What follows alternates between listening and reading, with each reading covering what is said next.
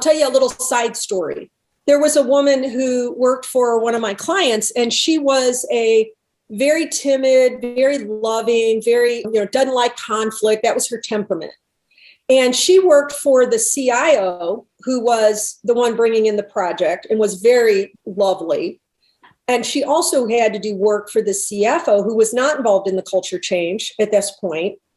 And he was very much lead by intimidation and proud of it. And so she was having an issue with him because he would tell her to come to a certain location to work with him, and then he wouldn't show up. And this happened repeatedly, and she was very conscientious, so it freaked her out, like, oh my God, did I get the wrong location? Did I get the wrong date and time? What am I going to do? And so it was very frustrating. And she didn't know how to deal with it because this, first of all, it's her authority figure. And second of all, she's terrified of it blowing up in her face or her hurting somebody.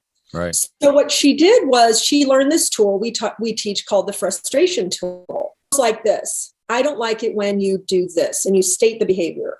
And that's straightforward. And then the next part of it is because what I most want, that's the basic, this is what I desire with you. And then the third thing is asking for the behavior change. So what I want is, are you willing? So she thought, oh, this would be great for me to use with this CFO. So she goes to him and she says, hey, I just wanted to let you know, I don't like it when you cancel meetings, because what I want is I want to feel really secure in doing the best possible job for you. And I want us to have really strong teamwork where we have great communication. So what I want is for you to text me or email me or call me if you change a meeting. Are you willing? Because she felt like this was a safe way for her to know that it wasn't going to go out of control. And she knew what she was doing, and she even practiced ahead of time. Sure. This is the kind of hilarious part. He says to her, lady, who the hell do you think you are? I pay your paycheck. You don't pay my paycheck. What do you mean saying all this to me? That's how he responded. So she called me afterwards and she said, oh my gosh. And, she told me what happened. And I said, so if you weren't worried about what he did, how did you feel about your yard? We call it your yard. When you took care of your yard. She goes, well, honestly, I was pretty proud of myself. And I said, yeah. I said, why don't you just stay in your yard and appreciate that you had the courage and you used a tool that you didn't disrespect or hurt anybody.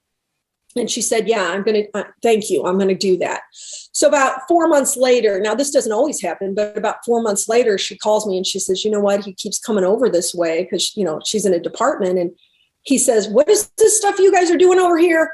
And she said, oh, we're just doing this culture change stuff with Lifework systems. And he says, well, we got a lot of gossip over in our area. And she's like, yeah, we used to have that kind of stuff too. She's just kind of low key in it. And she tells me he's never done that thing to her again where he cancels a meeting, even though he was horrible to her, never apologized or anything. And then she heard him go into the CIO's office and say, what is this stuff you guys are doing over here? And what was happening was people were moving from his department to this department. And then they were like, oh my God, it's night and day over here. Right. And he knew that it was different, and he knew that it was better.